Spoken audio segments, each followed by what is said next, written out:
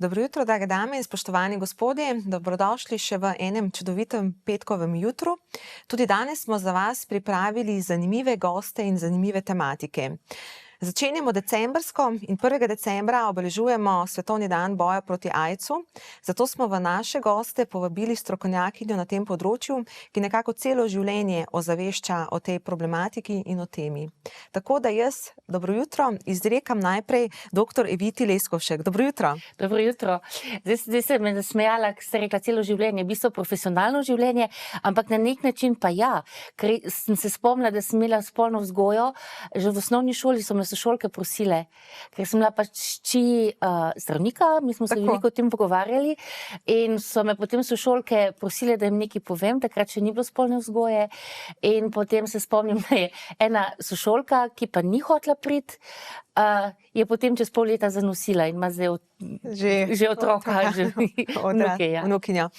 Doktor Evita, prebrala sem, da vas je oče navdušil za medicino. Kako je to dejansko vplivalo potem na vašo kariero? Jaz sem živela s tem. On je bil podeželski zdravnik in so prihajali pacienti domov, bil je v stalni pripravljenosti in od majhnega sem kar hotela z njim iti na obiske.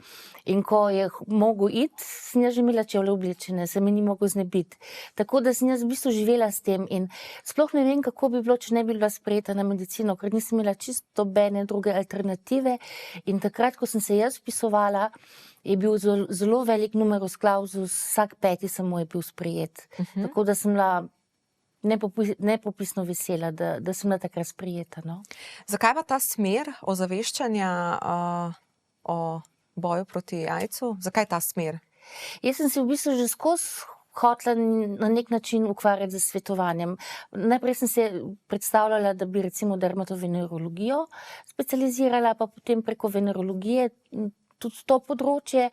Se je pa potem izkazalo, da priložnost, ko je bilo odprto delovno mesto, takrat je to bil še Zavod za socialno zdravstveno varstvo, potem Inštitut za varovanje zdravja, zdaj smo NIJZ, je bilo prav delovno mesto za osveščanje na področju HIV-AIDS-a, kajti takrat je bila to še smrtna grožnja in ministri za zdravje so se obvezali, da bojo profesionalizirali preventivo in tako sem pač se začela s tem ukvarjati. Pa če primerjate vaše začetke na področju preventive, pa danes, je velika razlika? Velika, ogromna razlika. Takrat je bilo veliko panike, veliko strahu, stigme, ki še vedno prisotna in v bistvu osveščanje je bilo edino orožje, ki smo ga imeli proti tej bolezni, za katero je pa umiralo na milijone ljudi po svetu. Vedno več, tudi pri nas je kar nekaj ljudi umrlo na začetku. In potem se je pa to na nek način z razvojem zdravil situacija normalizirala, smo pa seveda še vedno osveščamo, smo pa nadaljevali delo v ranljivih skupinah. Tako da se jaz veliko ukvarjam z ranljivimi skupinami. Recimo osveščam v zaporih, vodim delovno skupino za migrante pri nas, delamo raziskave v zvezi s prostitucijo. Skratka, zelo zanimivo področje. Katere so te ključne strategije preventive na tem področju? Kaj bi vi rekli? Tukaj je prišlo tudi do spremembe, zato ker prej smo v glavnem se ukvarjali s primarno preventivo, z osveščanjem o pomenu zdrave spolnosti, strategija skozi je še vedno promocija kondoma kot najpomembnejša na tem področju. Je pa vmes z razvojem zdravil, ko smo zdaj v situaciji celo tako daleč, da ljudje, ki se zdravijo, niso kužni. To se pravi, nezaznavnost, virusa ni v krvi, ni zaznavn in ne morejo ljudje prenašati virusa naprej. Tako da zdaj govorimo o kombinirani preventivi in tudi zdravljenje kot preventiva. In zato je tako zelo pomembno, da ljudi osveščamo o pomenu testiranja, da se grejo testirati, kajti če vejo, da imajo virus v sebi, ko se zdravijo, s tem tudi ne širijo bolezni naprej. Tukaj je velika sprememba od začetka. Od začetka. Ja. Torej, če primerjate 35 let pa nazaj pa danes, v tem ozaveščanju, se ljudje zavedajo, kako nevarne so te prenosljive bolezni? So bolj ozaveščeni? Jaz mislim, da veliko ljudi pozna HIV-AIDS, da pa ostalih spolno prenosnih bolezni ne poznajo, kar je zaskrbljujoče, zato ker povsod po svetu in tudi pri nas precej naraščajo. In v končni fazi niti niso tako zelo nedolžne, ne? Kljub temu, da so na nek način ozdravljive, imajo pa lahko stranske posledice, veliko škode na zdravju, recimo hepatitisi, ki so tudi spolno prenosne bolezni, lahko v visokem odstotku povzročajo čez nekaj let raka na jetrih, cirozo jeter in tako naprej, kar je v bistvu zelo zaskrbljujoče. Ampak glede na to, da toliko ozaveščamo, pa se ljudje še vedno ne zavedajo posledic. Zakaj menite? Pa imamo dostop do spleta, televizije, radia, vse, ampak ljudje se še vedno ne zavedajo posledic. Pa smo napredovali v razvoju. Zakaj je temu tako? Tu bi najbrž sociologi imeli kakšne odgovore. Mi smo se ukvarjali tudi z komunikacijsko strategijo, kako prenašati te informacije, da jih ljudi sprejmejo. In zelo zgodaj se je ugotovilo, da vse kampanje, ki so na nek način ustrahovale, recimo prvi plakat od Svetovne zdravstvene organizacije je bilo eno srce, pa smrtna glava, AIDS grozi. So ugotovili, da ljudje ne sprejemajo, se odvrnejo od tega in ne posebijo. Tako da so potem vse kampanje na nek način temeljile na nekih pozitivnih sporočilih. V bistvu je tako, ti moraš na področju preventive to že predtem sprejeti, čisto konkretno, pri zdravi spolnosti, pri spolnosti. Ko pride do intimnega stika, to ni pred lekarno sredi dneva, ampak moraš imeti kondom že s sabo. Tukaj so pa potrebne tudi in veščine in vse, zelo kompleksno področje. Ampak moram reči, da so mladi precej osveščeni, kar 3/4 uporabi kondom pri prvem spolnem odnosu, kar je zelo v redu. In so bolj problematični v bistvu osebe srednjih let, kjer potem pa opuščajo to prakso z nekim stalnim partnerstvom, z uporabo kontracepcije. In zanimivo je to, da ko ljudi vprašujemo o vrednotah, jim je zvestoba zelo visoka vrednota, imeti stalnega partnerja, ampak lahko imajo teh stalnih partnerjev recimo v enem letu 5, kar je pa iz biološkega vidika v bistvu obstaja tveganje za prenos okužbe. Ker jaz tudi večkrat povem, če imaš ti nezaščiten spolni odnos z osebo, imaš v biološkem smislu, v fiziološkem spolni odnos z vsemi njegovimi partnerji in teh je lahko zelo veliko. Tako da promocija kondoma zato, ker je to neka fizična prepreka med sluznico, med telesnimi tekočinami oziroma spermo, krvjo in tako naprej.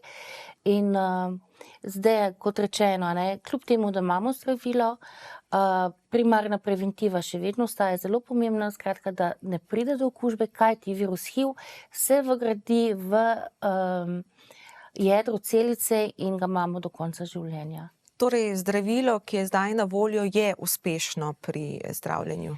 Uspešno je pri ljudeh, ki se zgodaj zdravijo. Vendar je čisto preveč teh poznih diagnoz, ko ljudje pridejo že z razvitim AIDS-om oziroma zamudijo to priložnost, ki jo nudi znanost, medicina. Zgodnje zdravljenje pomeni, da je to neka obvladljiva kronična bolezen in ljudje lahko doživijo starost, vnuke. Tako da ob osveščanju treba vedno povedati in ljudi spodbujati, da se grejo testirati. Če ste imeli v preteklosti tvegano vedenje, če ne veste, da ste okuženi, večina ljudi tudi asimptomatskih lahko leta in leta ne vejo, da so okuženi, nimajo nobenih znakov. Tako da, testiranje na vsak način in to daje potem tudi vstopnico v neko pozitivno prognozo. Promocijo. Kakšni pa so simptomi, recimo nekaj osnovnih simptomov, ki jih imajo ljudje? Mi pravimo, da je AIDS tudi kratica angleške besede Acquired Immunodeficiency Syndrome. To se pravi, da je to skupek različnih znakov bolezni, različnih bolezni, za katere bolniki zbolijo, kajti virus HIV napade prav sistem, ki se bi mogel proti njemu boriti. In ljudje imajo zelo oslabljen imunski sistem in s tem posledično obolevajo za čisto navadnimi boleznimi, in ki potekajo bistveno bolj dramatično, in potem v končni fazi umrejo. Ljudje, ki se ne zdravijo, umrejo zaradi banalnih, recimo grip, viroz, oportunih infekcij, skratka okužbe, ki pri normalnih ljudeh z normalno imunostjo ne povzročajo škode, se pri bolnikih potem razvijajo in potem v končni fazi umrejo za teh dodatnih oziroma in to nima specifičnih znakov. Na začetku sicer opisujejo nek izpuščaj, potem so pa vsi znaki, v bistvu znaki teh bolezni, za katerimi obolevajo potem. Torej, oslabljen imunski sistem in potem povlečeš vse druge stvari, a ne? Kaj bi vi dejali, kateri so ti ključni mejniki, ki ste jih vi opazili v času vaše kariere pri razvoju, pri ozaveščanju glede AIDS-a? V bistvu ni bilo kakšnih takih mejnikov drastičnih, da bi se rekli, od zdaj naprej pa drugače. V bistvu je vse skupaj potekalo z razvojem zdravil, cepiva še vedno nimamo. Imamo sicer zdravila, ki zmanjšajo verjetnost prenosa od matere na otroka, ampak cepiva kot takega ni, ga še nekaj časa ne bo. In jaz se spomnim, na začetku, ko ni bilo sploh zdravil, je ogromno ljudi umrlo. Potem, ko so se pojavila prva zdravila, so kazali bolniki, da jih imajo cel nahrbtnik. In režim jemanja je bil tudi zelo strog, recimo 2 uri pred prvim obrokom, pred zajtrkom, 3 ure in imeli so tudi zelo hude stranske učinke. To je v bistvu zdajle bolniki jemljajo 1 tableto na dan, kar je spet velik napredek, in stranski učinki so manjši, kot so bili na začetku. Stranski učinki so bili včasih tako hudi pri ljudeh, da enostavno niso vzeli zdravila, kljub temu, da so vedeli, da to ni v redu, a ne.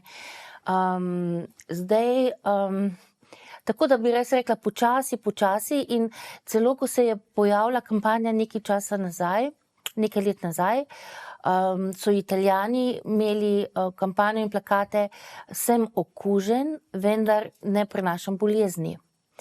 In je zanimivo to, da smo med stroko, so bili pomisleki, ali gremo v to kampanjo ali ne, ker če mi sporočimo ljudem, da je nekdo okužen in bolezen ne prenaša naprej, v bistvu izničimo vsa ta dolgoletna prizadevanja o promociji kondoma, varne spolnosti in tako naprej. Ampak po drugi strani pa zmanjšujemo stigmo do ljudi, ki so okuženi. Prej so se ljudje jih bali, govorilo se je o tem, da je ta socialna smrt, ki so jo bili deležni, hujša od te biološke smrti. Huda diskriminacija. In s tem sporočilom se skuša to diskriminacijo zmanjševati. Tako da je seveda, ljudem je treba povedati, ljudje niso nevarni, ampak v nekem širšem kontekstu. Kakšna pa je trenutna situacija v Sloveniji, ta trenutek recimo? Mi smo imeli strokovni posvet 2 dni nazaj in tukaj kolegica, ki zbira te epidemiološke podatke, vsako leto pripravi poročilo ravno v tem času. V letošnjem letu je bilo 36 novih zaznanih okužb v Sloveniji, plus še 4 dodatno ljudje, ki so bili diagnosticirani v tujini in so nadaljevali zdravljenje v Sloveniji. Od tega je velika večina moških, samo 2 ženski. In recimo v zadnjih 10 letih je bilo nekaj več kot 400 okužb. Ocenjujemo pa, da v Sloveniji živi približno 900 ljudi z virusom HIV, in ocena je, da jih 10% niti ne ve, da so okuženi. Kaj pa starost? Starost je pa, največ jih je v srednjem obdobju življenjskem in se že seveda pozna, da ljudje živijo dalj, tako da se starost veča. Kaj pa ta naša mlajša populacija? Mladi naši? Na srečo nismo imeli kakšnih večjih zaznavnih okužb, na srečo. Tudi recimo ne v skupini, ki je povsod po svetu zelo tvegana, to so uživalci droge, ki injicirajo droge. Kakšnih zelo pomembnih epidemij nismo imeli, tako da zdaj največje breme nosijo moški, ki imajo spolne odnose z moškimi. In tukaj seveda so preventivna prizadevanja zelo, zelo pomembna. Imamo tudi kar nekaj nevladnih organizacij, ki so zelo aktivne. In imamo tudi še eno možnost zdravljenja, to je PrEP, preekspozicijsko profilakso in postekspozicijsko profilakso. Skratka, če pride do nekega tveganja, do nezaščitenega spolnega odnosa z osebo, ki je kužna, ali pa če pride do kakšne poškodbe ali z iglo ali z epruvieto, recimo v zdravstvu z okuženo krvjo, obstaja možnost, da ta oseba dobi zdravilo, ki je podobno zdravilu, ki jo dobivajo bolniki, in potem ne pride do prenosa. Obstaja pa tudi možnost preekspozicijske, to se pravi pred nekim tveganjem, in tukaj so bili po svetu zelo aktivni aktivisti, predvsem v skupini moških, ki imajo spolne odnose z moškimi, ker pač pravijo, da v vseh okoliščinah ni realne možnosti za uporabo kondoma in v tem primeru je možna zaščita. Kaj pa mi kot posamezniki lahko, kako mi kot posamezniki lahko prispevamo k ozaveščanju, k preventivi? Sigurno z varnim vedenjem, z vzorom sigurno v krogu svojih najbližjih, da se o tem sproščeno pogovarjamo z otroci, in v različnih vlogah, ki jih imamo, kot učitelji, kot zdravniki, kot stari starši, lahko veliko prispevamo. Tisti, ki pač vedo, da imajo, da so oboleli, kako jih družba sprejema v Sloveniji? To je še vedno velik problem. Kljub temu, da veliko o tem govorimo, da smo imeli kampanje proti diskriminaciji, proti stigmi, je to še vedno prisotno. In je zelo zanimivo to, da je velika stigma do ljudi, ki nosijo virus HIV v sebi, ne pa do ljudi, ki imajo hepatitis. Pa je hepatitis isto nevarna bolezen. V bistvu so ljudje, je hepatitis celo bolj kužen kot HIV. Ja.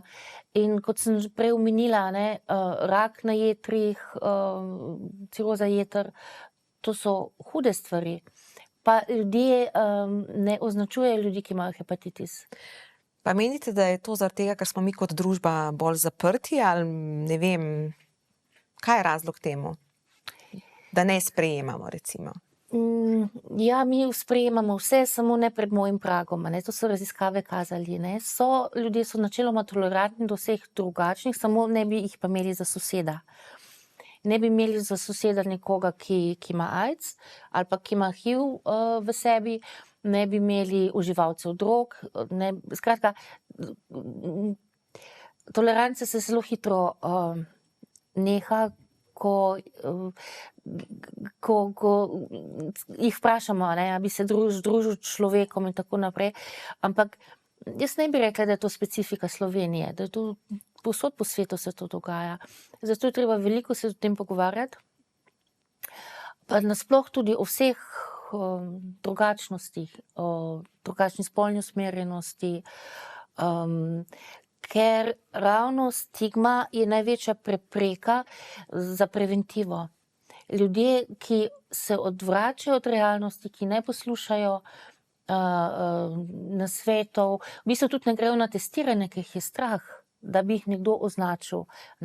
Že samo to, da bi bil nekdo viden na testirnem mestu, recimo na infekcijski kliniki, je zelo povezano z nekim strahom za razkritje njegove mogoče spolne in drugačne usmerjenosti ali pa uživanja ilegalnih drog. Skratka, tukaj ljudje imajo veliko bojazni in zato je zelo pomembno, da ponujamo anonimna testiranja in testiranja v skupnosti. In tukaj je bilo v Sloveniji veliko narejenega. Mi imamo recimo možnost testiranja, nevladna organizacija Legebitra organizira v svojih prostorih na tak neformalno institucionalni način, čeprav seveda sodelujejo tudi medicinske sestre, medicinsko osebje in v dogovoru potem z Mikrobiološkim inštitutom se ta kri pol testira in ljudje lahko zvejo rezultate potem tudi anonimno. Ampak je vse to, ti se pač prijaviš, prideš, anonimno se testiraš, ni to, da grejo podatki kamorkoli, je tako, a ne? Ja, to se je skozi. Se je poudarjalo, da seveda se priporoča testiranje, ki je zaupno, to se pravi v zaupnem odnosu zdravnik-pacient, ki je zaupen, ker pa pride do bojazni še vedno, da se zve ali da nekdo prebere to diagnozo. Recimo poznamo primere, ko so ljudje imeli napisano na kartoteki z velikimi črkami rdečimi HIV pozitiven in je to videla recimo čistilka in se je to potem tako izvedlo, ljudje so bili izločeni, celo službe so izgubljali, vsi so zahtevali, da ne sme obiskati recimo nekdo, ki je imel diagnozo HIV pozitivno, da ne sme hoditi v menzo in tako naprej. Hude stvari so se dogajale. No, in zato je tudi stroka zapovedla vsem državam, da morajo imeti dostopno tudi anonimno. To se pravi, res zagotoviti, da samo oseba, ki pride na anonimno testiranje, da je samo on to zve, skratka, rezultati so v zaprti ovojnici in potem se ta oseba odloči, komu bo povedal. Komu bo povedala. In zanimivo je to, da ljudje v praksi, vemo v zgodovini AIDS-a, da so bile skozi težnje, da se obvezno testira ljudi. Pa se izloči recimo. To so delali Bolgariji, vem, pa po določenih ciljnih skupinah, recimo med zaporniki v Romuniji in tako naprej. Mi tega sigurno vsekakor ne podpiramo že zaradi osnovnih človekovih pravic, ampak v bistvu obstaja tudi en zelo močen argument. To je diagnostično okno. Ko se oseba okuži, pa do časa, ko je ta okužba dokazljiva oziroma da test pokaže, da je nekdo pozitiven, traja nekaj časa. To je tako imenovano diagnostično okno, ker mi testiramo proti telesu, proti virusu HIV, ne pa neposredno virusa. Da pa telo proizvede koncentracijo teh protiteles, da jih mi dokažemo, skratka, da dosežejo nivo občutljivosti testiranja, pa traja nekaj časa. Prej je bilo to bistveno daljše obdobje, zdaj se to zelo skrajšuje. Ampak vendar, v obdobju, v začetku okužbe, ko okužba še ni dokazana, dokazljiva, so ljudje celo bolj kužni. Tako da v bistvu s tem, ko bi mi ljudi testirali, pa identificirali ljudi, ki so okuženi, bi dali lažen občutek varnosti vsem ostalim. To se pravi, vedno se je treba preventivno vesti. Vedno. In to zaradi sebe v prvi vrsti. Zaradi sebe v prvi vrsti in tudi, jaz večkrat rečem, virusa HIV mi ne dobimo, ker ni socialno prenosljiv.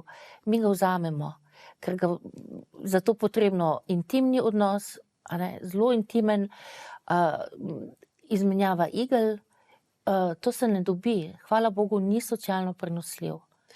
Kaj pa napovedujete glede preventive v prihodnosti? Kakšna so vaša predvidevanja, vaše napovedi? Se bo to še izboljšalo? Sigurno. Zdaj se razmišlja že o, rekla sem, ena tableta na dan, zdaj se razmišlja že o možnosti depo zdravila. To pomeni, da dobiš zdravilo, pa se počasi sprošča, pa recimo enkrat na mesec. Potem velika prizadevanja so za cepivo, tega še najbrž nekaj časa ne bo. In pa ja, zdravila, ki bodo bolj prijazna bolnikom, bo imela manj stranskih efektov, učinkov, kajti zdaj velja, ne, profesor Tomažič z infekcijske klinike, ki zdravi bolnike, je povedal, da bolniki, ki imajo virus HIV in se zdravijo, imajo organe približno 10 let starejše. To se pravi, imajo bolj popnjene žilje, bolj okvarjene živce in tako naprej. A ne?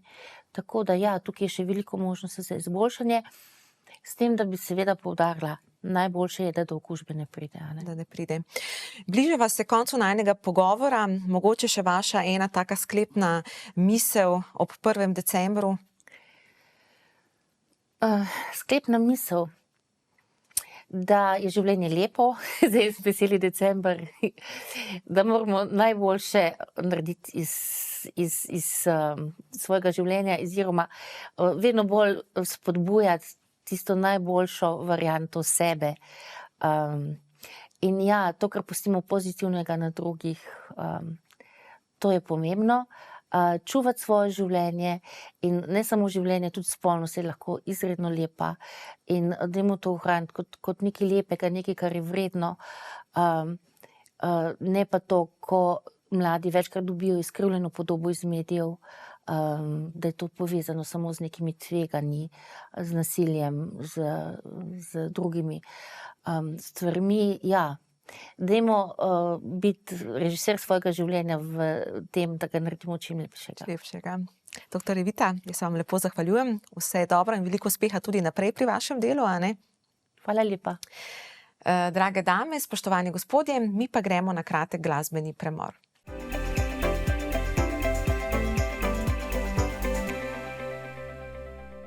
Drage dame, spoštovani gospodje, po glasbenem premoru se mi je v studio pridružil nov izjemen gost, nekoč zelo znan in uspešen radijec, danes pa čisto v enem drugem poklicu, bo sam povedal v katerem. Tako da dobro jutro, Sašo. Dobro jutro, hvala za ta izjemen gost. Izjemen, navdihujoč. Ja. Da te kar na začetku izzovem, kako bi ti zdaj naredil ta uvodni pozdrav, recimo mene, glede na to, da si radic? Veš kaj, zdaj sem pa toliko ven iz... Ja, dam ti izziv, lej. Sem rekla, da si izjemen, navdihujoč. Spoštovane dame in gospodje, ena lepa gozdna vila se je pojavila tukaj na otočcu in sem izjemno vesel, da bo v naši družbi danes. Evo, super, vidiš, še vedno ti gre, a ne? Ja, moram malo odpasti. Koliko časa je od tega aktivnega radijskih nastopov? Zdaj bo pa že po moje 12 let, odkar nisem on air, kot rečemo. Ne? Tako, vidva sta bila drugače za Polono. Polono, ja, na zadnje. Ja. Na zadnje. Ja. In pogrešaš kaj te čase? Pa ja, čase definitivno pogrešam, ker so bili super časi, super sva se imela, istočasno je bilo tudi zelo veliko stresa, ampak vse veš, to pride eno z drugim in ko si mlajši, ne, je fajn, adrenalin, stres in te stvari in sploh potem, če so še rezultati, je pa še toliko boljše. Je to, ne. Kako se je sploh začela tvoja kariera na radiju? Na šolskem radiju. Mislim, da sem bil v enem 2., 3. razredu osnovne šole, ne vem, kdo me je takrat, se ne spomnim, kdo me je takrat potegnil pred mikrofon, ki me je nemudoma očaral. Ne? In pol sem, ne vem, kasneje že glasbo vrtel na kakih šolskih zabavah, tam v 6., 7. razredu. Potem se je to nadaljevalo v srednji šoli, kjer sem pa zelo hitro prišel zraven v stik tudi z takrat nastajajočim radijem, mariborskim radijem Študent, ki se je ustanavljal. In zmeraj me je veselila tehnika, glasba, ne, tudi violino sem igral, nekaj klavirja, imeli smo band, veš, v tistem obdobju. In radio je bila ena taka fuzija vsega, kar me je takrat zanimalo. Se pravi, tehnika, mešalne mize, računalniki so se pojavljali takrat, to je v tistih davnih letih, ne. In pa komunikacija, ne. In pol iz tiste tehnične vznesenosti, v bistvu sem začenjal kot tehnik, potem me je zmeraj bolj vleklo tudi v glasovne sfere, ne. Tako da se je to nekako pokrilo. Dokler pač po vojski, to je bila zadnja generacija JLA, In po vojski, ko sem prišel nazaj, sem rekel, ja, mama, jaz hočem delati na radiju, ne, sem sfauliran študent, ravno zato. Je pa res, da sem potem, slišim nek smeh, mislim, da se nekdo identificiral z mano tu. Mislim, da se in pred in za kamero malo Veš kaj, vsi tisti, ki danes krojijo naše usode na globalnem področju, globalni playerji, so vsi sfalirani študentje, tako da... Ampak kdaj je bil tisti trenutek, ko si rekel, da vama je s Polono uspelo? Se spomniš tega trenutka? To je pa zdaj kar preskok enih dobrih 20 let od takrat, ali pa 25 let. Veš kaj, nama pravzaprav je uspelo, ampak nisva dosegla ultimativnega cilja, ne? Če sem pošten. Najin ultimativni cilj je bil delati za najbolj poslušano radijsko postajo v Sloveniji. Ne? In Radio Center, takrat, kjer sva delala nazadnje, nam to nikoli ni uspelo. Ne? Smo bili eni izmed 3 najbolj poslušanih radijev, in komercialnih, in nacionalnih, oziroma javnih. Nikoli pa ni uspelo to, kar je bil nekje, nek nenapisan cilj najin. Ne? In pol, ko sva ugotovila, kako so ta razmerja, ne? In da nekako, jaz sem začutil, da čez to, kjer smo, ne bomo mogli iti, ne? Ker pač bil tudi nek, veš, te stvari so vedno časovno povezane, ne? Ali ti v nekem obdobju rata, ali ti pa ne. In pol je bilo tako, ok, dobro, ne bomo nikoli number one, in pol se začneš počasi dolgočasiti. Vse ti si tudi taka, da imaš skozi neke ideje, pa skozi neke cilje. Ja, kreativni, ja. Čeprav jaz se spomnim, jaz sem se tisto obdobje vozila v svojo prvo službo, v Ljubljano, vsaki dan iz Rogaške Slatine. A pol sta te prebujala? Ja, vidite, sta me prebujala. Jaz sem vstala takrat pred 4 zjutraj, ob 4:30 štartala, vidite, sta pa takrat nekje 10 do 5 štartala z radijskim programom. Ja, tu nekje ob 5, pol 6, odvisno kdaj. Tako, ja. In jaz sem vaju poslušala in se vedno zelo dobro zabavala, ne? Tako da mi je bilo potem kasneje kar žal, ker je bilo vsega skupaj konca. Mnogim je bilo žal, ampak stvar je prišla do neke kulminacije, ali kako bi se človek izrazil, in na radijski postaji, in midva sva začutila, da to po, mislim, da 9 letih ni več to. Ampak kaj potem narediš? Izstopiš iz radijske vloge, se usedeš in rečeš, zdaj bom pa, ne vem, kaj bom pa sedaj počel? Veš kaj, v življenju, če imaš veliko idej, je to super po eni strani, po drugi strani je pa to curse, ne, po angleško, zdaj se ne spomnim besede, je to nekaj, kar ni v redu, ne, zato ker te neke nove ideje zmeraj ženejo, ne. Jaz sem v zadnjih 10 letih, ko se recimo malo bolj ukvarjam s sabo in z neko samoreflektivnostjo, ugotovil, da sem odličen v novih stvareh, da mi pa zelo hitro pade motivacija. Mislim, zelo hitro. Pač to je vseeno, ne? Ko si ti neko obdobje na nekem projektu, moraš videti neke korake naprej, ali pa ti postane dolg čas. Zdaj temu bi lahko rekli pomanjkanje vztrajnosti ali kakorkoli, ampak življenje me je očitno tako oblikovalo, ne? In po radiju sem jaz v bistvu ves čas tudi nekaj fotografiral, že čist profesionalno. Pa predno smo končali zgodbo na radiju, sem jaz približno 2 leti začel razvijati mobilne aplikacije z enim podjetjem, prav specialno za radijske postaje, in sem to probal furati. Je laufalo čisto v redu po tistem času, ko sem šel z radija.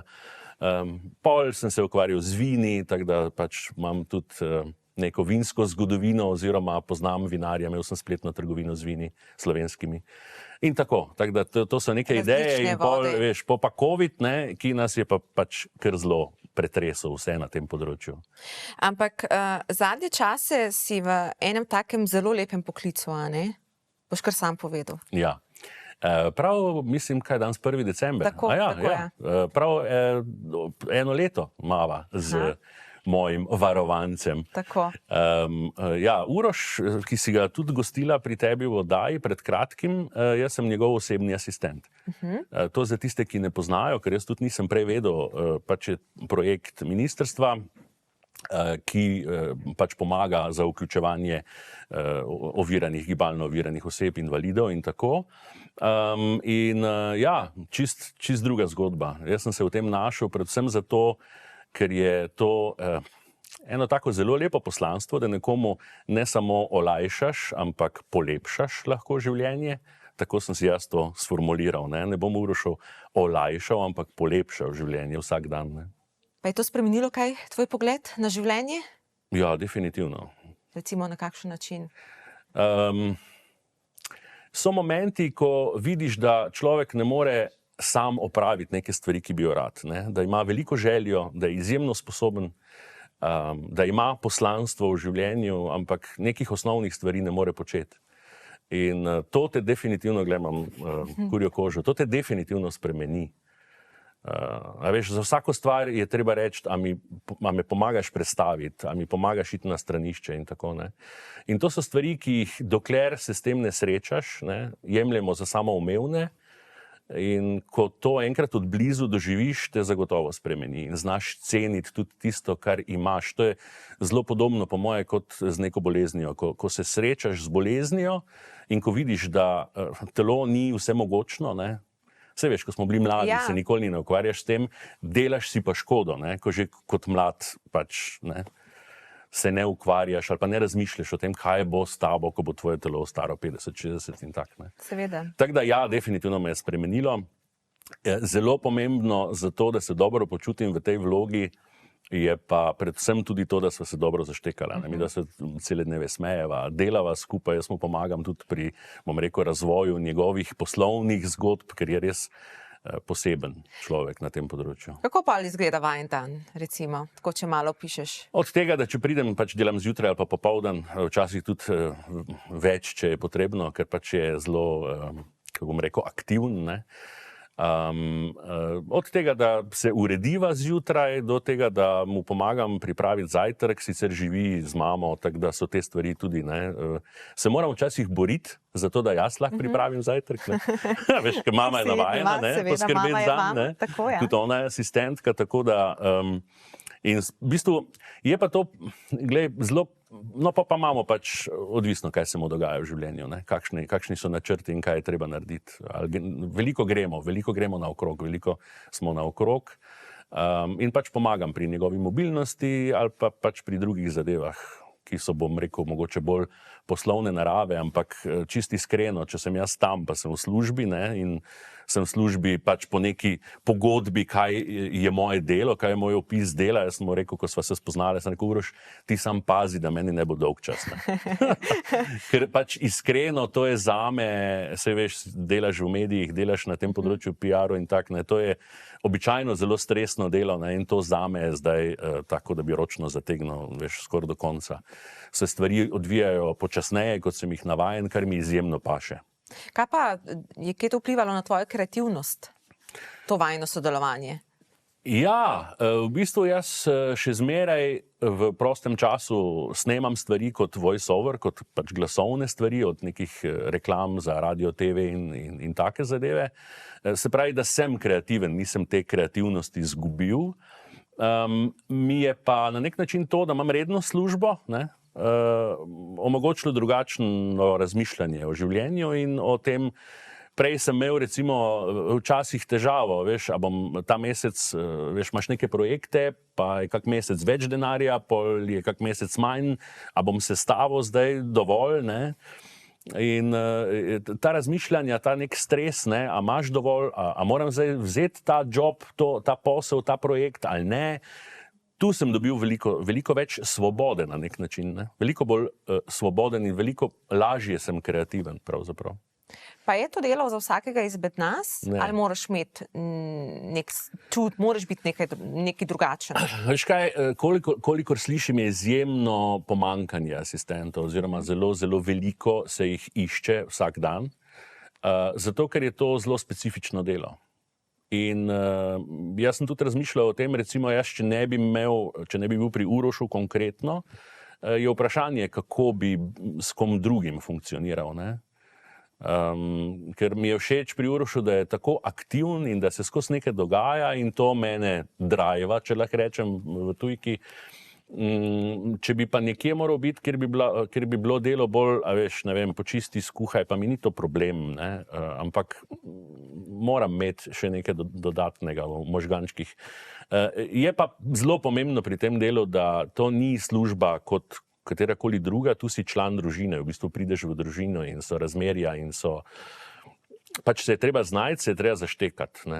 Če se ne ujameš, je lahko zelo Ampak tudi so odnosi, a ne? Seveda, ja. Kar je meni strast že od nekdaj, ne, in vedno bolj, kar se odnosov tiče. Zaupaj mi, kako si našel te ravnovesje med zasebnim življenjem, javnim življenjem, prejšnjimi novimi izzivi? Kako je to vse skupaj izgledalo? Kako? Veš, kak je, recimo, nekateri si želijo v medije zato, da bi bili prepoznavni. Pri meni je bilo obratno. Ne? Vse je fino, ko te prepoznajo, ampak velikokrat je pa to lahko tudi breme. Ne? In dokler ne skužiš, da recimo, ko te neki ljudje ustavijo nekje, ne, ste vi, ne, Saša Pap, in se ti to dogaja konstantno, kamorkoli greš, moraš nekako pri sebi ugotoviti, da ti ljudje nič slabega ne mislijo, ne, oni so prijatelji, zato ker se zbujajo s tabo, tako kot si se ti zbujala z nama, tako so se drugi poslušalci in so bili veseli, če so me kje opazili, pa če so lahko kaj spregovorili, kakšno besedo z mano. Ne? Ali pa mi je kdo rekel, joj, veš, pa si me ti klical pred 6 leti, ne vem, za ne vem kaj, pa sem, joj, jaz se opravičujem, ne vem, nisem si zapomnil. Ne? Je lahko naporno, ampak jaz sem nekako, se mi zdi to kar dobro peljal. Morda je bil najtežji čas, ko sem se ločeval. Ne? Veš, ker zmeraj želiš imeti neko dobro podobo pravzaprav v medijih in v javnosti. Takrat je bilo mogoče obdobje, ko sem malo bolj bil na trnih, kako in kaj. Drugače pa nikoli nisem bil tudi, veš, v nekih aferah ali pa da bi skušal ker nekaj umetno ustvarjati ali kaj. Ne? Ker ste vi itak premajhna, ne? Ma ja, itak. Takoj nekdo nekoga pozna in reče, malo se ni bilo tako. Je boljše biti realen. Tako, in pač jaz tak sem, da rajš mirno spim, kot pa, da bi si kaj... Zdaj si toliko let izven medijev. Kako recimo danes gledaš na vse skupaj? Treba je biti odkrit in povedati, da so se ta razmerja izjemno spremenila. Ne? V zadnjih letih, še posebej, v zadnjih 5-6 letih, tradicionalni mediji izgubljajo na veljavi, še zmeraj je fino biti na televiziji, tudi lokalni, regionalni, nacionalni, ali pa na radiju, ne? Še zmeraj imajo mediji poslušalce in gledalce in bralce že skoraj ful težko, ne? Ampak ja, pač socialna omrežja in ta digital, kot mu rečemo, ne, je veliko te pozornosti oduzel. Ne. Tako da so razmere definitivno drugačne. Ne. Pa bi se vrnil nazaj, če bi dobil dobro povabilo? Jaz že nekaj let govorim, da to, kar jaz želim delati, tako kot želim delati, je na tako visokem nivoju, da mislim, da so moji časi mimo. Veš. Da se ne bi vračal. Ja. Kaj pa neki projekti, ki so ti zelo, zelo pri srcu, pa še jih recimo nisi uresničil, pa še čakajo nekje? Jaz sem v času korone začel snemati podcast Identiteta, to je 12 epizod, bilo je vse snemano na daljavo, ne? Kar je produkcijsko zelo manj zahtevno, ampak šlo mi je predvsem za vsebino, ki jo lahko razširimo, ne? Se pravi za neke daljše pogovore. To še zmeraj ostaja neka taka želja, da bi to počel. Bom videl, če mi bo ratalo, oziroma če se bom uspel fokusirati na to, da bi to počel, zato ker se mi zdi, da to, zdaj podcastov je ogromno že, ne? Ampak ja, če daš neko svojo noto v neke pogovore, neko svoje razmišljanje, da je to bolj pogovor kot intervju, se izjemno vidim v tem. Sicer pa me marsikdo vpraša, nič ne pogrešaš mikrofona, jaz sem skoraj vsak dan pred mikrofonom, sem pač snemam neke druge stvari. Ne? Si za. Ja, in pol si sam zmontiram in pol sam pošljem in vso to znanje imam, da kot neki glasovni interpret, ali temu se reče v tujini voice over, ne, lahko sem še zmeraj kreativen, lahko še zmeraj sem pred mikrofonom, seveda pa to popolnoma drugo delo, če ti bereš nek tekst. Ne. Zdaj ravno sem prebral zvočno knjigo Izštekani najstniki in starši, ki štekajo. Ne? Izjemna knjiga za starše najstnikov, ki je v tiskani izdaji bila 10 let nazaj, zdaj pa ob 10. obletnici tudi zvočna knjiga. In sem izjemno ponosen, da sem sodeloval pri tem projektu. Kako pa zdaj usklajuješ recimo svoj poslovni del z zasebnim? Ta trenutek imaš otroke? Ja, jaz sem zelo se pozno razcvetel. Ne? Ja, pač glej, tak te življenje pripelje. Najprej kariera, pol pač zakon, ki ni rodil otrok, pol pa si naenkrat 44, ko se ti rodi prva punčka. Tako da imam dve Vito in Nolo, izjemno čudoviti punci, 8 in 5. Ne? In ja, valjda se vse vrti okrog tega. Ne? Zato mi je tudi fajn, da sem se malo umiril, kar se projektov in službe tiče. Čeprav zdaj so ti meseci, ne, veš, oktober, november, december, ne, kjer se dogaja, vsi bi radi končali neke projekte in se tudi ogromno snema in so neki drugi projekti, ki jih delam v prostem času, tako da zdaj počasi spet ročno zategujemo. Ne. Tam še do 10. decembra bomo počeli stvari, pol pa se stvari malo umirijo. Ostaja še kakšna tvoja res neizpolnjena želja, nekaj, kar si želiš uresničiti? Ja, že dolgo pacam. To pa je? Knjigo. Aha, okay. Ne pišem je še, ampak mislim, imam enih 30 poglavij, o čemer bi rad pisal, ampak to je pa velik izziv zame, še posebej, ker sem prej rekel, ne, da vzdržljivost, tu mi zmanjka. Ne. Tako da vem, da napisati knjigo ni mačji kašelj, ne, in da ni tako enostavno, in da moram, ampak imam željo. Torej si ti nekako del teh Slovencev, ne, da te malo izzovem spet.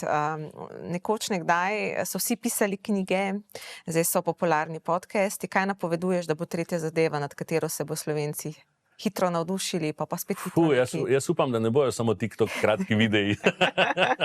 Kaj misliš, da bo? Kaj bo prinesla ta prihodnost? To, da je lahko vsak medij praktično. Ne? Pa je to dobro? Ne, ni dobro. Ni dobro. Zato, ker se sproducira veliko, zdaj sem skoraj uporabil eno besedo, ki je niti v Ameriki ne smeš povedati, na podcastih lahko. Ne? Ja, na televiziji moraš paziti. Veliko kakca, ne? Ja. Veliko slabih vsebin. Ne? In nočem reči, da je cenzura bila kadarkoli fajn. Ne govorim o cenzuri, govorim o neki uredniški politiki, kjer pač ne spustiš vsega v eter ali pa pač v tisk. Se mi zdi, da je s to množično produkcijo vsebin, ne, ki je pač na vseh socialnih omrežjih, in to vsebino producirajo zelo, zelo mladi, velikokrat neizkušeni, so stvari zelo gledane, nič nimam proti temu in jim to lahko ustvarja potem celo nek posel, ne. Ampak je veliko smeti, veliko slabih stvari. Bi morali biti potem kot na Kitajskem, kjer je vse prepovedano? Ne vem, kaj je pravi model danes. Neka pot vmes. Ja. Mogoče kakšen nasvet pa bi dal tem mladim ustvarjalcem, da bi bila seveda to dobra vsebina, ne, dobri podcasti, dobre video vsebine. Kakšen nasvet? Predvsem to, zdaj jaz bom nekaj pameten tu, ne, ampak recimo, če me že vprašaš, ne, predvsem to, da ne upoštevajte samo metrik, ne? Se pravi, ne samo lajkov in interakcij in tako, ne.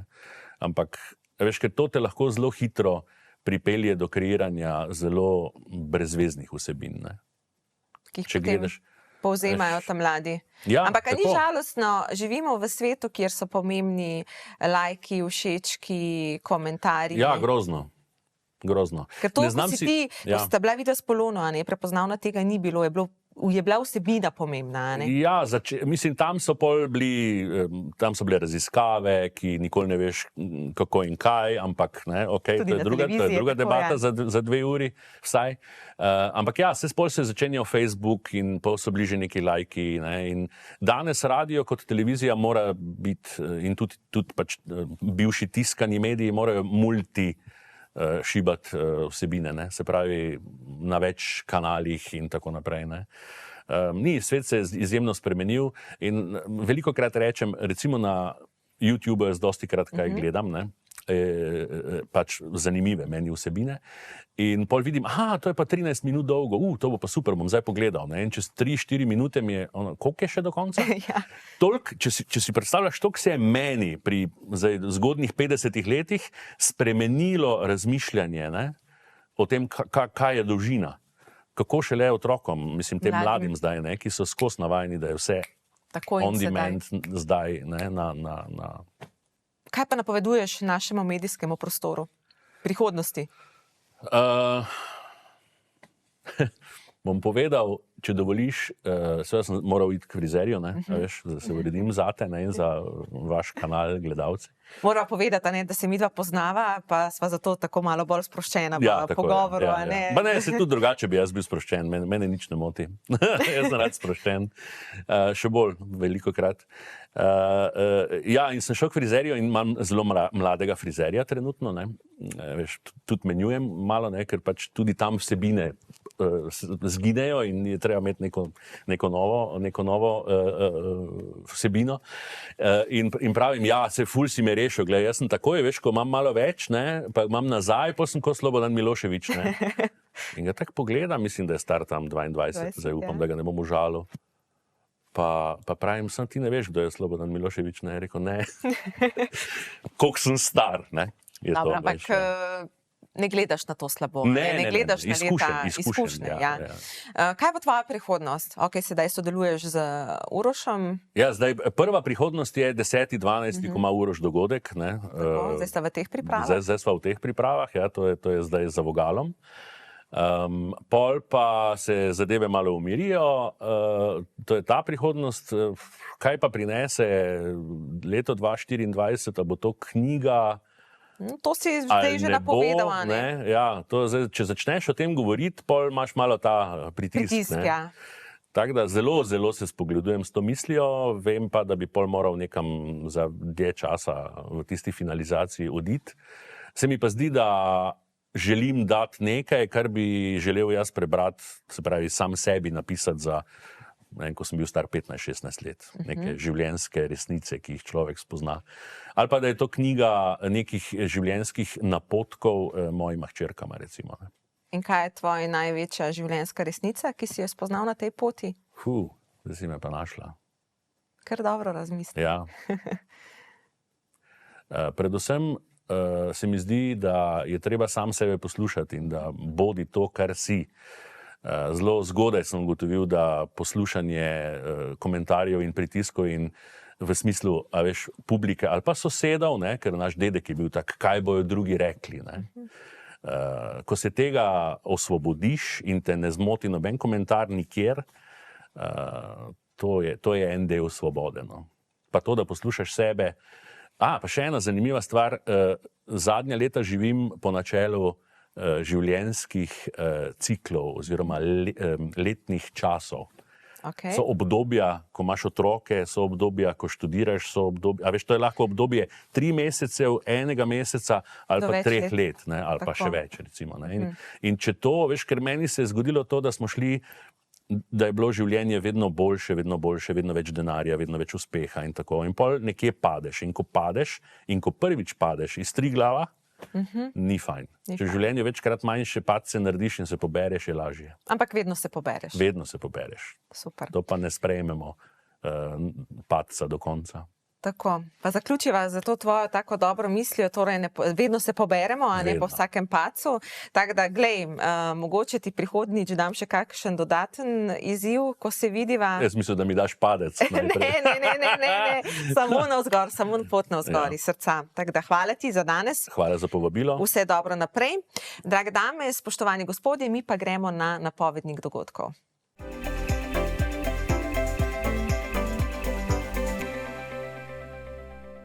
Začnite svoj december z raznolikim vikendom in tednom, ki bosta navdušila vse okuse.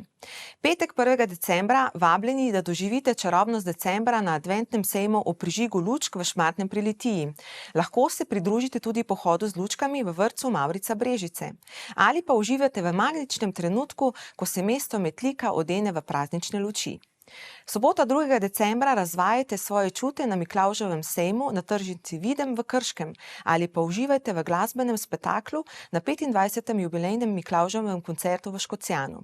Nedelja 3. december lahko spodbudite v ustvarjalnost vaših najmlajših na delavnici izdelovanja lesenih svetilk v Rokodelskem centru v Ribnici ali pa pozdravite Miklavža in doživite pravljični trenutek o prižigu lučk v Beli cerkvi. Torek 5. decembra obiščite Miklavžev sejem pred občinsko stavbo v Škocjanu. Pridružite se Miklavževanju ob farni cerkvi svetega Mihaela v Pišecah. Doživite čarobnost adventa na glavnem trgu v Novem mestu o prižigu lučk, prihodu Miklavža in odprtju drsališča. Četrtek 7. decembra osrednja knjižnica Mokronok vabi na zanimiv pogovor z ustvarjalno osebnostjo Sašo Pavček ali pa uživajte v komediji Sosedje v Kulturnem domu Krško. Smeh je zagotovljen. Želimo vam vikend poln zabave, kulture in nepozabnih doživetij.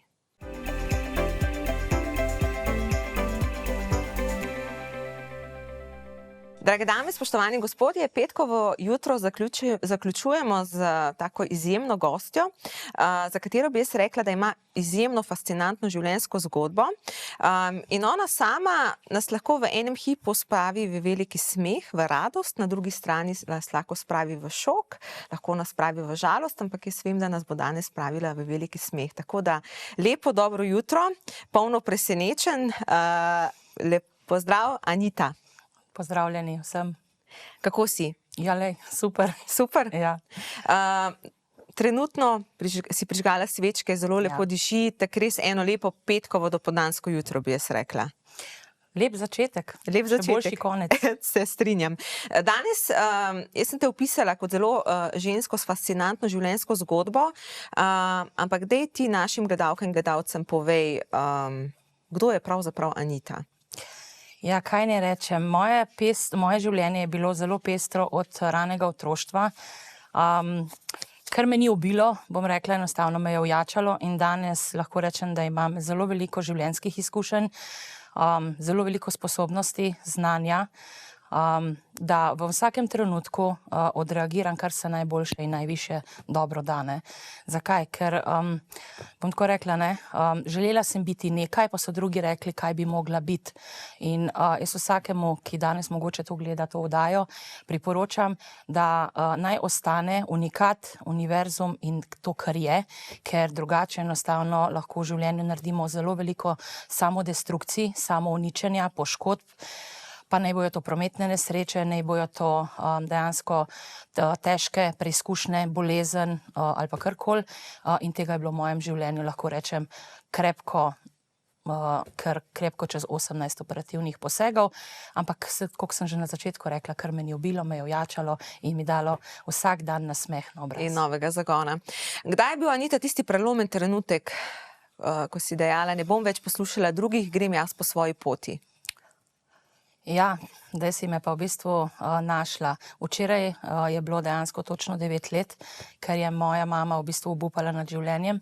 Ona je bila, dajva reči, ena zvezdica med oblaki, ki mi je vsako jutro rekla, kar ne narediš danes, kar ne odlašaj na jutri, kar lahko narediš danes.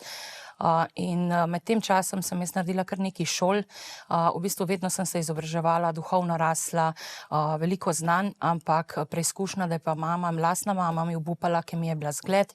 V življenju me je naučila resnično od tega, da znam kuhati, pospravljati, sem mama, sem gospodinja, sem visokošolsko izobražena. Lahko rečem, da me je naučila čisto vse, kar znam. Danes enostavno pa sem mi na stojni način hvaležna, ker mi to tudi pokaže, ko nekaj rabim, ko sem na razpotju, mi to pokaže z mavrico, z številkami, z sporočili v prispodobi kačjega pastirja, mogoče srne ali pa kakšnega drugega vodnika in mi vedno da pravi odgovor, da sem vedno v pravem trenutku na pravi poti. Ne glede na to, da je bil vajen zaključek zelo težek, bi rekla, da je mama tista, ki je potem ti pokazala to pot naprej? Naprej. Jaz sem se s temi energijami srečala že kot majhna punčka, stara 4 leta, ampak bom tako rekla, ljudje tem stvarem niso verjeli, čeprav je bilo meni odraščati s tem znanjem zelo težko, ker sem imela videnja. To se pravi, videnja o tem, kaj se bo zgodilo, tudi o smrti lastne mame, ni bilo lahko to vedeti 7 let prej, o prometnih nesrečah, o življenju, o Sloveniji, o potresih, o nesrečah, ampak potem, ko sem se srečala z podobnimi učitelji, kamor sem se tudi sama šla izobraževati, so mi rekli, Anita, vzemi to kot dar. Rodila sem se na nedeljo, otroci, ki so rojeni na nedeljo, dejansko je to poseben znak, to so božji otroci, imajo prav posebno poslanstvo. To se pravi, da v bistvu morajo sebe poslušati, ne smejo drugih poslušati in meni je bilo vedno dano, povej drugim. povej, kaj znaš, kaj si sposobna, ne skrivi se. In lahko rečem, da sem ti neizmerno hvaležna, da sem danes v bistvu res prav dovolila, da sem tukaj, ker vmes bi mogoče že rekla, Damjana, ne bo me. In lahko rečem, da sem ti tudi hvaležna.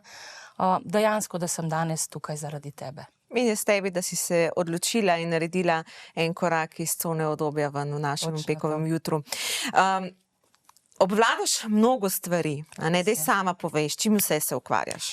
Ja, kot punčka, kot sem že omenila, sem se začela ukvarjati z jasnovidnostjo, jasnoslušnostjo, jasnovednostjo, ker vsak človek je jasnoveden. To se pravi, vsi vse vemo. Ko pa se reinkarniramo in pridemo iz prejšnjega življenja, če nismo mlada duša, da se pač prvič rodimo, imamo iz prejšnjega življenja par stvari za poštimati, po domač povedano imamo cote za obrat. Ali pa reči, da enostavno moramo iti malo nazaj pogledati, kaj smo v prejšnjem življenju pač zafrkli, da nismo dobro naredili.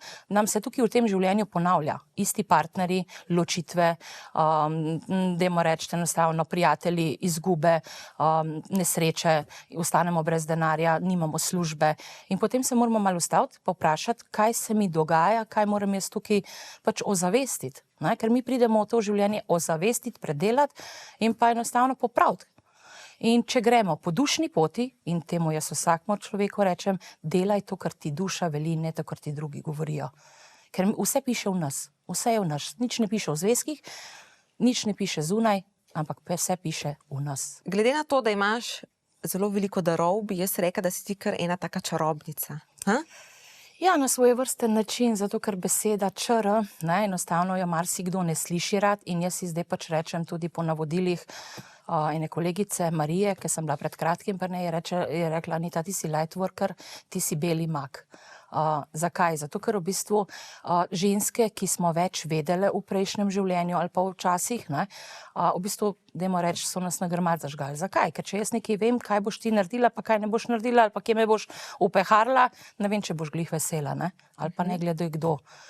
In zato teh ljudi, teh žensk niso dejansko glih obravnavali, ker so videle tisto, kar je bilo ljudem ali pa v čem skrito. Danes bova kasneje v zadnjem delu oddaje tudi prikazali enega izmed teh tvojih darov. Govoriva o barsih, mogoče boš tukaj malo več o svoji osebni izkušnji povedala, ampak tukaj sva se odločile, da na mojem primeru mogoče pokažeš teh par točk, je tako. Ampak za začetek mogoče tvoja osebna izkušnja z barsi. Ja, kaj ne rečem. Z barsi sem se jaz prvič srečala leta 2019, to se pravi, da sem uradno 4 leta že pač bars praktik. Med tem časom sem naredila kar nekaj naprednih seminarjev, temelji, potem 3D body class, ki vsebuje od 50 plus telesnih procesov in ko si ti na mizi, lahko pač jaz naredim dejansko katerikoli proces, ki si ga telo izbere. Pač imam tudi prirojene sposobnosti pač bioenergetika kot bioenergije in ko delam tretmaje iz telesnih procesov, to vse vklopim. Zakaj? Ker se mi to dejansko vse vklopi. In ko sem jaz srečala se z barsi, lahko rečem, da sem samo razširila pogled, pridobila dodatna znanja, dodatno jasnost, dodatno jasnovidnost, zakaj se mi je nekaj dogajalo, zakaj se nam nekaj dogaja in za barsi izbrišemo računalniški disk. To se pravi, da če se računalnik začne kvariti, dela počasi, je treba glavo, v narekovajih, zbrisati. In v naši glavi se ne da, ne morem, ne gre. Torej te prepreke. Te prepreke mi dejansko z Access Barsi zbrišemo, ker glava naša ima 32 točk na glavi in z dotikom na te točke mi dejansko razbremenimo ta pritisk na glavo in ko se dotikamo na kreacija, kontrola, kreativnost, mi zbrišemo, da nekaj je nemogoče. Da je vse mogoče. Da je vse mogoče, ne. Poleg barsov so še readingi, so še meditacije, reiki, masaže. Ja. Danes si sabo prinesla tudi karte, a ne? Tudi, res je. Katere zdaj malo lahko izzovem. Lahko. Pa dejva, poglejva, kaj prinaša prihodnost našemu petkovemu jutru. A lahko? Lahko. Vmes pa ti lahko poveš, kaj pomeni reki. Lahko mislim, bom tako rekla, ne, jaz sem pač nekaj že zaprej začutila, ker si se pogovarjala o obleki pa pač o kartah, da je danes že med nama en prav poseben dan, ne. Tako. In mene imajo kamere rade, ker jaz sem kar dosti, lahko rečem, rada na televiziji, že od leta 2016, ko sem bila najina takarca, mladoporočenci, Unionska noč, pa te stvari. In tudi Marko Škugor, rečemo enostavno televizijska, pač zelo. In mislim enostavno, da ste še na boljši poti, kot ste bili doslej. Mogoče bom pa tudi jaz lahko k temu kaj pripomogla. Definitivno. Ampak da pogledava mogoče skozi karte, tako zbereš ti. Jaz bom vzela tele karte. Kaj so te Dejansko, karte? te karte so od Tjaše Doleraj, lahko rečem, da v bistvu jaz enostavno že odkar jih poznam, ker to so karte kanalizirane in jaz imam tudi sposobnost kanaliziranja. To se pravi, da sem pred kratkim si tudi kupila nov računalnik, ker sem predtem odlašala in je že skanaliziranih 7 knjig. Oziroma, deva reči, da jih bova napisala 11 in s pomočjo kanaliziranja jaz dejansko imam sposobnost, da predajam, da sem samo kanal, da sem samo prevodnik za to, kar bo nekomu pač dano, ne. Torej, sedaj gledava. Da gledava za oddajo. Petkovo jutro. Petkovo jutro. Bomo vprašali ekipo, če še ima kdo kakšno vprašanje. Danes sta izza kamere Mario a bo in Mirka. individualno vprašanje ali bo vprašanje na oddajo? Na oddajo, na oddajo splošno. Na uspeh tako, ja. Pač na uspeh same oddaje. Da vidimo, kaj bo. Da vidimo.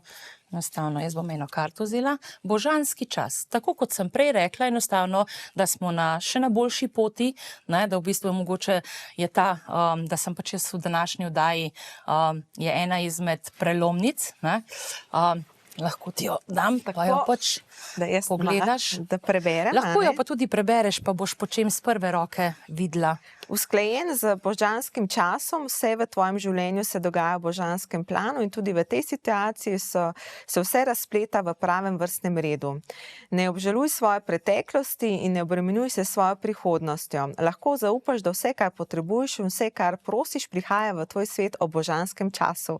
Bodi prisoten tukaj in zdaj v manifestacijah, ki se prav zdaj odvijajo pred tvojimi očmi. To je najboljši način, da si usklajen z božanskim časom in si magnet za vse lepo, kar še prihaja. Jaz mislim, da lepše karte... Kako je lahko še lepše? In kako je lahko še boljše, je mantra v Accessu in ko mi zaključujemo in se odločujemo na mesto vesolja, si onemogočimo, ne, da bi lahko bilo še boljše. Zato ti dam tukaj mogoče nasvet, da nikoli ne delaj zaključkov. Kot bi rekla, to je pa tako fajn, da boljše ne more biti, ker se odločiš potem, da boljše kot je, čeprav je že zdaj fajn, ne more biti. Ne, ampak saj veš, vedno so v življenju izzivi, da vedno bolj, ko delamo na sebi, več izzivov imamo, na drugi strani pa tudi lepih priložnosti. Verjamem, da se boš strinjala z... Bom se strinjala, ampak ko mi omejujemo na kakršenkoli način, kakršenkoli pogled, se omejimo, dejansko, da je v danem trenutku že v najvišje dobro, vse točno tako, kot je. Kot mora biti. Ampak, a si se ti kdaj soočala z stisko, glede na to, da imaš toliko sposobnosti? Ti je to, da je predstavljalo stisko? Zelo velikokrat, ker moram iskreno priznati, velikokrat sem se znašla na razpotju, ali povedati človeku to, kar znam, to, kar vidim, ali je to resnica, kar vidim, kar slišim, kar čutim, ker so bile na trenutke to tudi zelo težke stvari in kako na kakšen način človeku te stvari povedati in predstaviti, glede na to mogoče, da o tem ne želi vedeti, slišati in ne želi vedeti nič. In vedno sem našla, da sem bila spontana in unikatna. To se pravi, da sem najdla, le jaz ti pač tole moram povedati. Zelo se zgledujem po Teresi Caputo, ki je moja vzornica. Imam vse njene knjige doma, pregledala sem vse njene oddaje in ko gledam njo, imam včasih občutek, da gledam sebe. Sva si tudi malo podobni in lahko rečem, da me zdaj ni več strah, ne glede na to, kaj rečem, ker se zelo v zadnjem času dogajajo stvari, da se točno to, kar sem napovedala 2 leti prej ali pa 7 let prej, potem tudi zgodi in se ljudje vrnejo in rečejo, Anita, a veš pa to, pa sem noseča, pa se bom poročila, se je pa res naredila. Mogoče lahko deliš z nami kakšno zgodbo, ki ti je najbolj ostala v spominu osebe, ki je prišla k tebi, ali na reading, ali na meditacijo, ali na barse. Ja, glede na to, da je za mano krepko čez 2500-3000 strank, si me zdaj trenutno res našla, ker je teh strank zelo veliko. Mogoče je ena taka osebna zgodba, ki ti je ostala v spominu. Ja, mogoče bom tako rekla, ko človeka ne poznaš, pa ga srečuješ zelo pogosto in veš, da mu imaš nekaj za predati. Pa ga prej nisi videl 15 let ali pa 10 let in potem ga srečaš spet, pa spet in potem vodnike vprašaš, zakaj jaz tega človeka srečujem, kaj mu imam za predati. Potem pa odgovor, saj ti veš. Pa bi rekla, da ljudje želijo slišati vse, kar jim ti poveš. Bom tako rekla, ne, to je njihov problem. Žal je pač v življenju tako, da marsikaj od moža, partnerja, šefa, ne vem, državnih organov ne želimo slišati, ker spremembe so najtežje. Mi ne bi nič spremenili, pa imeli bi, šli pa dali. Mislim, pač imeli bi, ne. Ampak jaz vedno rečem, ne, če želiš spremembo, bodi sprememba ti. Ampak ti na nek način ljudem pomagaš ne samo fizično, tudi energijsko, duhovno, čustveno. In moja naloga je, vodnika, da reči lightworkerja, da pač enostavno povem in se pač enostavno soočim s posledicami.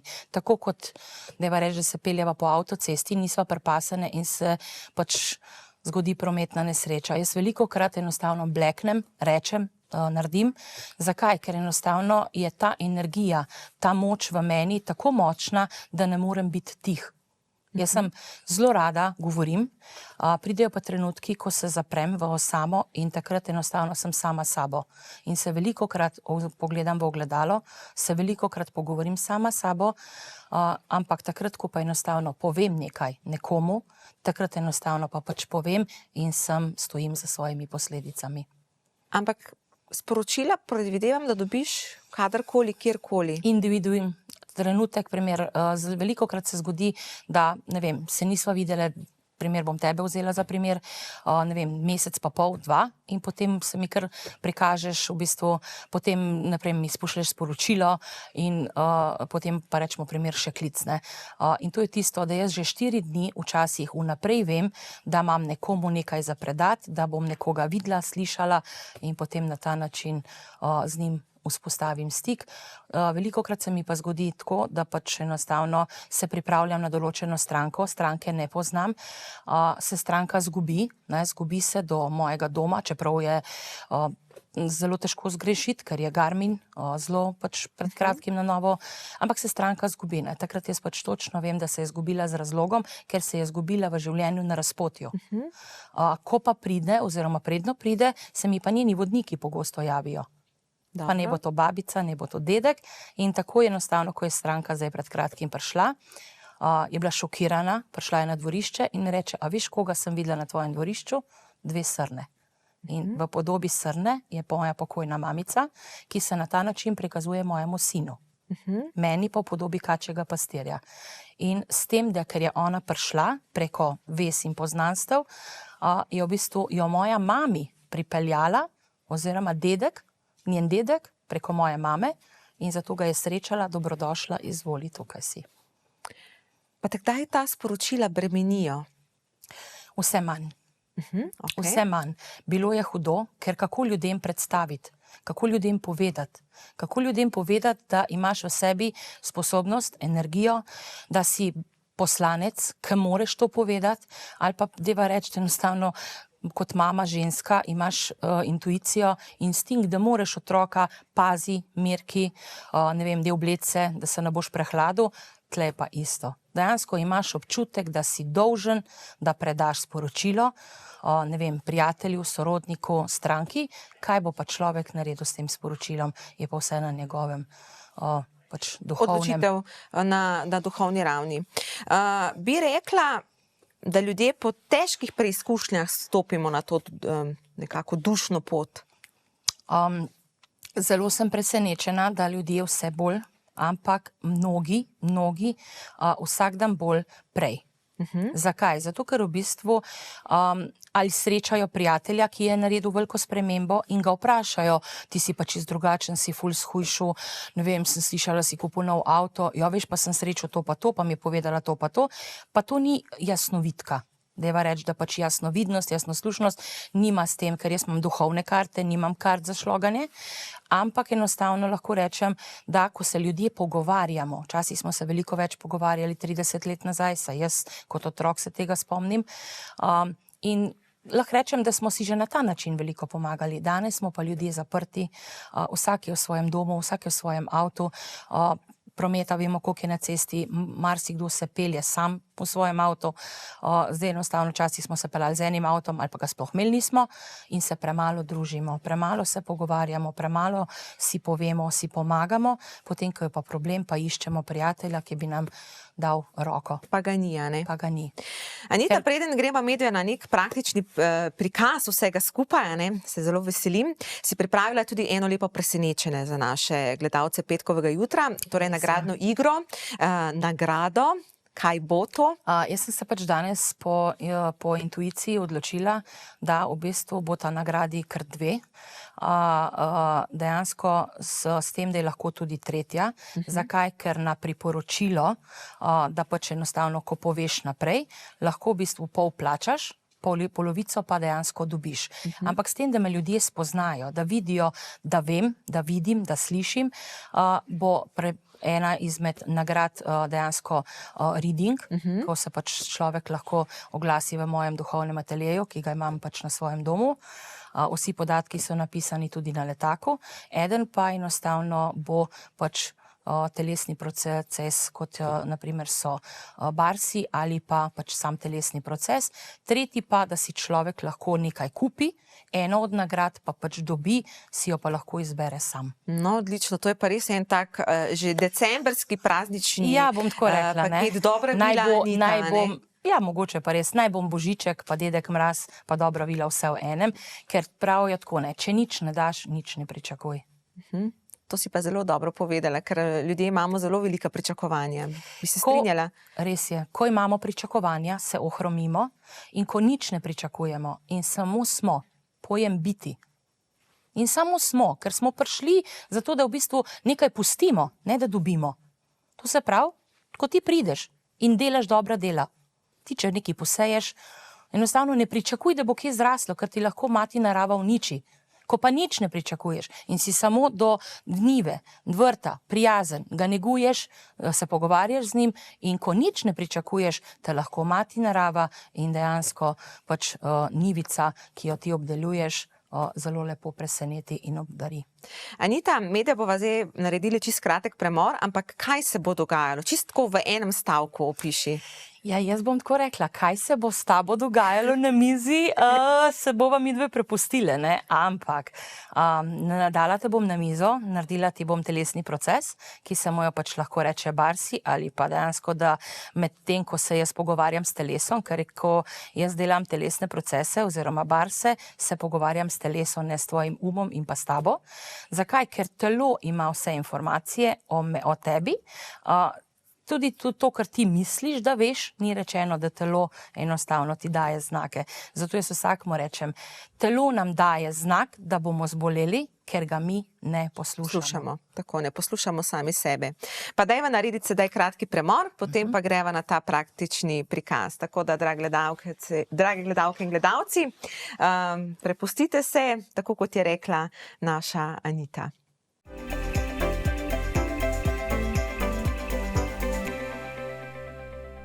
Tako, drage dame, spoštovani gledalci, smo že nazaj. Torej, Anita, kaj bova sedaj? Jaz sem že na mizi. Ja, enostavno lepo se boš ulegla, sprostila. Se sprostim. Pa mislim, da sem že dovolj sproščena. Uživala. Ti pa jaz malo te bom enostavno pokrila, da boš pač imela udobno. Ja, pri rokah ti bom pač povedala to. Ja, veš kaj je, zdaj pa tako bom rekla, ne? Mogoče greš ti na to stran. Ja, pa ne, to čevlje bi bilo fajn dol dati. Pa ne, pa pusta, brez čevljev. Pa v redu, ne bova. Se veš, visoke pete, odle te bom pokrila, roke ne smeš imeti prekrižane, ne smeš jih imeti takole, lahko jih imaš pa eno dol, pa eno sem. To se pravi, in rokice ti bom pokrila in ti se pa lepo sem že zelo sproščena. udobno se namesti. Pa malo zraven seveda razloži, ne? Ja. Vroče roke. Ja, vroče. V bistvu na ta način, kot ga zdaj kažem, roko spodaj, pa pač na tretje oko, mi odpremo energijo in jo pošljemo v noge. So vroče roke. Mislim, jaz bom zraven tudi pokomentirala, ne? Zato. Ja, moje roke, lahko rečem, zaradi sposobnosti, ki jih imam, enostavno so vedno vroče. Jaz bi pa mogoče ta trenutek, ko držim, vsem ljudem, ki pač bojo gledali to oddajo, priporočala, da zjutraj predno vstanejo, da se pač povežejo z zemljo, ker zemlja ima energijo in pokličejo skupno z zemljo in se 10 minut predno vstanejo s postelje, dejansko združijo z zemljo, pač pokličejo svojo energijo, ki je po noči mogoče šla ven iz telesa in je tavala, iskala, pač je šla en štuk višji, dajmo reči temu tako, da se pač enostavno gre nazaj v telo in da ste vi duša, telo in srce skupaj v nov dan. Tvoje roke so vedno bolj vroče, a ne? Ja, zato ker To je pa razlog razlog je pač enostavno, da se jaz povežem, zdaj bom jaz energijo s pomočjo, ker nogic nimava, bova pač preko rokic potegnile energijo nazaj, ki so jo poslale v noge, tako da pač to, da na nogah in na glavi odpiramo, lahko pač tudi na rokicah nazaj odpremo. Ja, kar se pa rok tiče, je pa tako, jaz imam vedno vroče roke, sploh pa če imam stranko na mizi, ker se dogaja proces zdravljenja, ampak ne preko mene, ampak preko tebe same. To se pravi, da mi imamo sposobnost, da sami sebe lahko pozdravimo za svojo energijo. To se pravi, malo heca, malo resnice, ponavadi, če gledamo kakšnega moškega, ne, ki ima roke in ima vedno v žepu. Ne. In marsikdo tega ne ve, ker v bistvu sam sebi dovaja in daje energijo. Ne. In ko nas trebuh boli, se z rokami primemo za trebuh, nas glava boli, se primemo za glavo.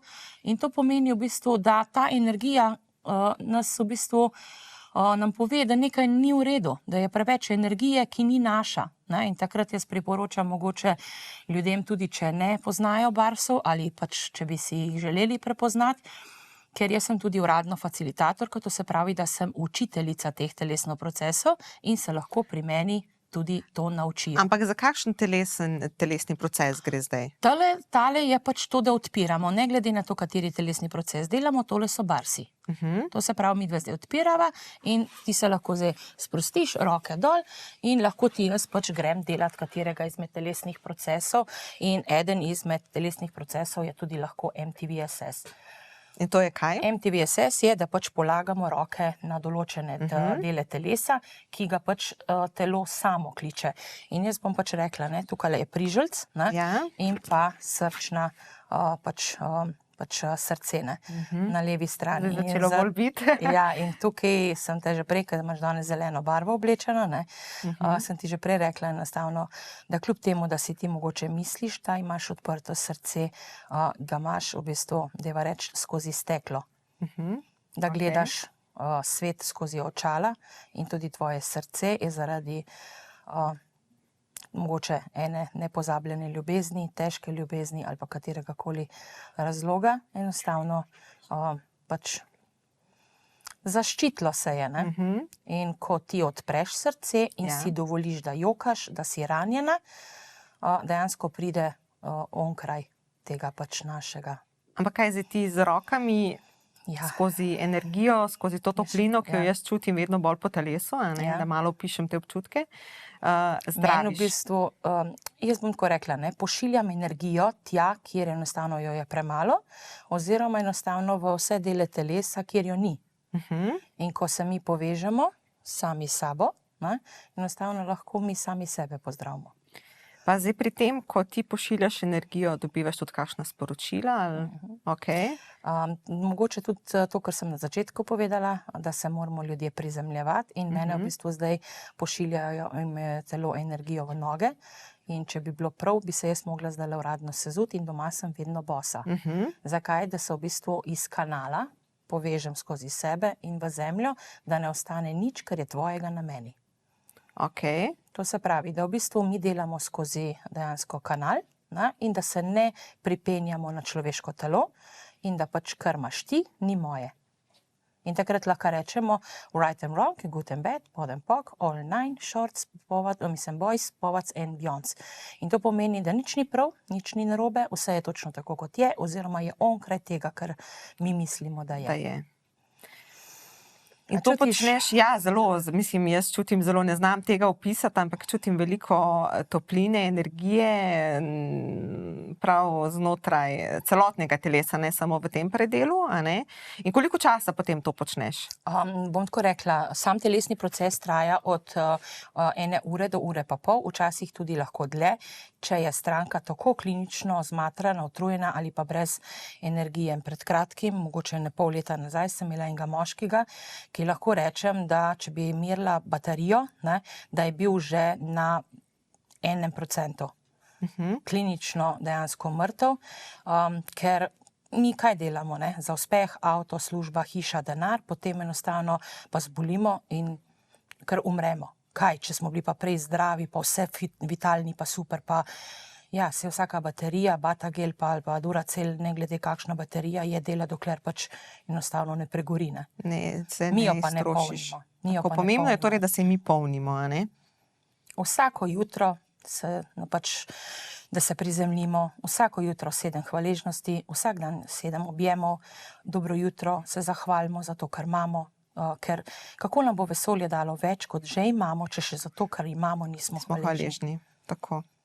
Se strinjam popolnoma s to trditvijo. In jaz sem ti hvaležna, da si danes prišla, da si naredila tudi ta prikaz, ker vem, da ni to enostavno, a ne?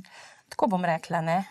Jaz pač to delam skrito ali pa mogoče za ljudi, ki vejo, s čim se ukvarjam že dolgo let, ampak iz cone udobja si me vrgla pa ti, da sem pač še pokazala to vašim pač gledalcem in pa vsem, ki bojo to oddajo pač gledali, da naj si prvošijo nekaj zase, ker to, kar vložimo vase, nase, zase, potem nam to življenje, telo in pa vesolje lahko 3-krat vrne. Tako. Evo, Anita, medve so nekako pri koncu prikaza, a ne? Mogoče še kako zaključiš? Ja, jaz bom tako rekla, glede na to, da si pač obuta, da je pač to, da so omejene s časom, je to ena prispodoba oziroma en odlomek tega, kar se pač dogaja na moji masažni mizi, kako celotni telesni proces poteka, odvisno, kaj si telo zbere, kater telesni proces, ker telesnih procesov je vsako leto več, vsako leto novi, pač določeni grejo, določeni pridejo in eden izmed teh je pač, rečemo, bil MTVSS, ki si ga je telo samo zbralo. Da je. Okej, evo, da naredili smo en tak res lušen, kratek prikaz, prosim, Anita, pridi sem. Mogoče še ena taka tvoja sklepna misel za konec. Ja, kaj ne rečem, jaz bom tako rekla, ne, vsem ljudem želim enostavno, da najdejo ljubezen v sebi, ker če imamo radi sami sebe, imamo lahko radi prijatelja, moža, sorodnika in pa tudi šefa, čeprav enostavno je včasih šef nekdo, ki nam nalaga delo in obveznosti, ampak če želimo nekaj spremeniti, moramo to najprej sprejeti. Pri sebi, a ne? Nasplošno, vsako stvar, ki jo želimo spremeniti, jo moramo najprej sprejeti. Anita, jaz se ti lepo zahvaljujem. To je bil, mislim, da en tak zelo dinamično petkovo jutro. Verjamem, da nas čaka še veliko lepih trenutkov, a ne? Današnjega se bomo definitivno spominjali. Jaz se vam zahvaljujem za povabilo in verjamem in upam, ker tega pač nam nihče ne more vzeti. Upanje je edina stvar, ki jo pač ljudje moramo imeti, ne glede na koliko je težko življenje, da lahko je jutri boljše in da pač enostavno, da bomo vsi od te oddaje in pa od teh trenutkov potegnili, kar se da najboljše. Anita, hvala.